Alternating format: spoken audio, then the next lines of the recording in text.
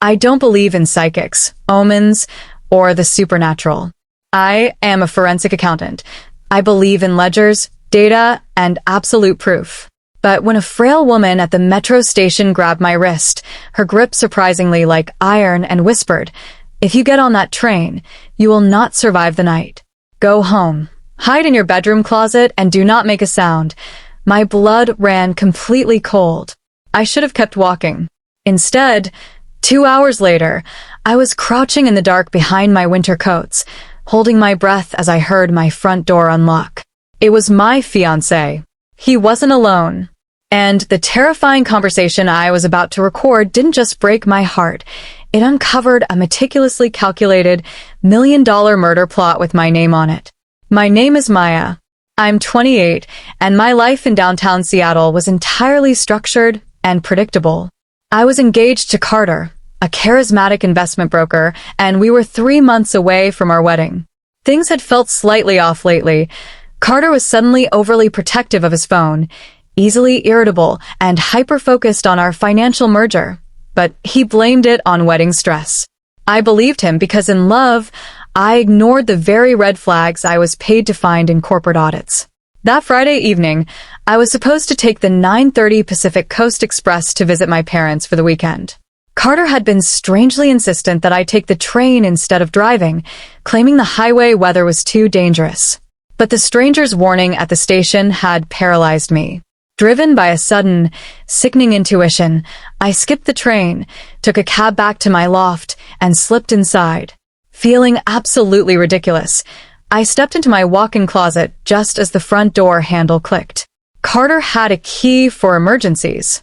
Through the slats of the closet door, I heard his confident footsteps. He didn't call my name. He didn't check the rooms. Then, I heard the sharp click of high heels on my hardwood floor, followed by a woman's soft, amused laugh. The bottom dropped out of my stomach. He had brought another woman into our home. I heard the clink of wine glasses being set on the marble kitchen island. "I told you she'd be on that train," Carter said casually, his voice echoing in the loft. "You're positive she suspects nothing?" the woman asked. Carter actually chuckled. The sound made me nauseous. Maya is a spreadsheet in human form. She's completely predictable. She thinks I'm just stressed about the caterers. Hiding between my dresses, I braced myself for the pain of a cheating fiancé. But the betrayal was about to plunge into something infinitely darker. "And the loft?" the woman asked, her voice dripping with greed. "I can officially move in after the memorial. Once the probate paperwork clears, it's ours." The word memorial hit me like a physical blow. The air in the closet suddenly felt non-existent. I replayed the last 6 weeks in my head, Carter aggressively pushing us to combine our assets, convincing me to liquidate my private stock portfolio into a joint investment trust he managed, and updating my life insurance policy to name him as the sole, irrevocable beneficiary. He had framed it as the ultimate act of unity. "She has no idea what she actually signed," Carter continued, the sound of wine pouring filling the silence. "By the time the system processes it, the majority of her liquid capital is already offshore." The woman sighed happily. "You're absolutely ruthless, babe." "No," Carter corrected her, his tone dead and clinical. "I'm just efficient. After tonight, she isn't a problem anymore." My hands began to shake violently, but my mind snapped into a state of hyperclarity. This wasn't a messy affair. They were going to marry me, drain my accounts, and discard me. "Are you sure about the train line?" the woman asked, a hint of nervousness in her voice. Carter exhaled slowly. "She's on the 9:30 Express. I literally booked the ticket for her. That specific transit line has been under federal investigation for a month because of faulty brake signaling on the mountain pass. It's a death trap."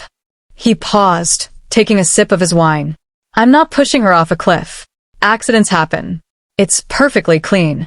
My knees buckled slightly, hitting a shoebox. He had sent me to die. He was positioning himself as the grieving widower, ready to collect a massive insurance payout and my life savings. Inside that dark closet, the naive, trusting woman Carter thought he was manipulating completely died. And the forensic accountant took the wheel. I didn't scream. I didn't kick the door open. I stood in the pitch black, letting the shock freeze into absolute, calculated rage.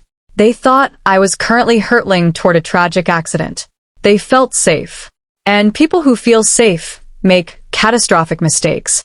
I waited until I heard them move into the master bedroom, the soft thud of my own mattress dipping. I pulled out my phone, bypassed the lock screen, and switched it to video. I pushed the closet door open just a fraction of an inch, enough to get a clear line of sight to the bed. I recorded 3 minutes of high-definition audio and video. Faces, voices, the wine glasses, the premeditation. I instantly uploaded the file to an encrypted, hidden cloud drive Carter didn't even know existed. When I heard the shower turn on, the masking noise was my exit cue. I slipped out of the closet barefoot, silent as a ghost. I grabbed my work laptop, my passport, and the physical folder of our joint financial documents from my home office desk. By the time they tailed off, I was already a ghost. I drove 3 miles to a 24-hour diner, ordered a black coffee, and opened my laptop. It was 1:15 a.m. They thought tomorrow would be my tragedy. I was going to make it their apocalypse. First, I logged into the joint investment portal. I still had primary administrative rights. I froze every single pending transfer Carter had scheduled for the morning.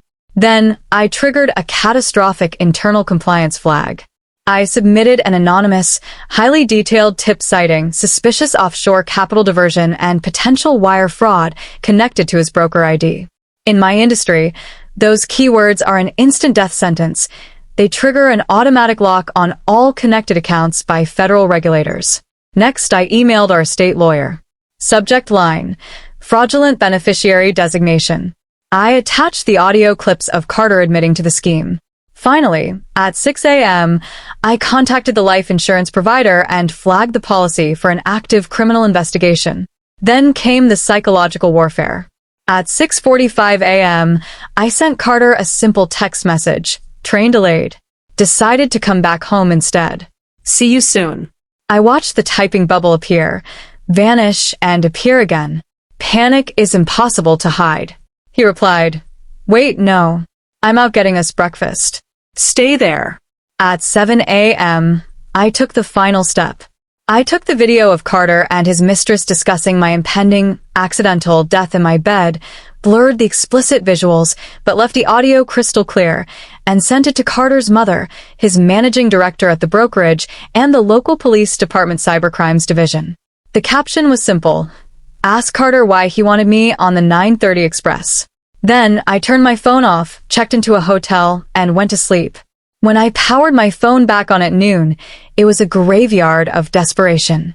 I had 42 missed calls from Carter, frantic voicemails from his mother sobbing uncontrollably, and automated alerts that the brokerage had suspended him pending a federal fraud probe. His voicemail was a masterclass in a narcissist unraveling. Maya, please. The bank locked everything.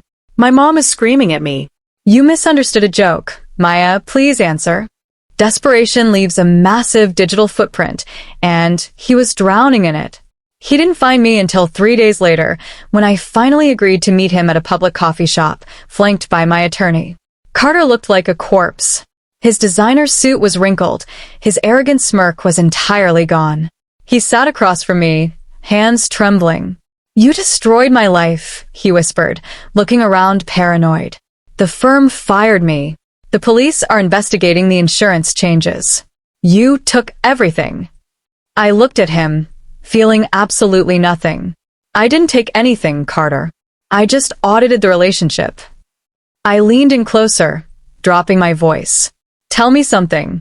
If I had been on that train, what suit were you going to wear to my funeral? He choked on his own breath, his eyes wide with genuine terror. He realized he wasn't dealing with a victim, he was dealing with his executioner. The most chilling part? I checked the news that afternoon. The 9:30 Pacific Coast Express had suffered a catastrophic derailment on the mountain pass due to a brake signal failure. Several cars went off the tracks. If I hadn't listened to that stranger, I would have been a tragic headline, and Carter would have been a millionaire. I never saw the old woman at the station again. But wherever she is, she didn't just save my life. She gave me the opportunity to completely obliterate his. Become part of the Vengeful Goddess community. Subscribe, like, and drop a comment below. Let's make sure those who scheme in the dark are dragged into the light.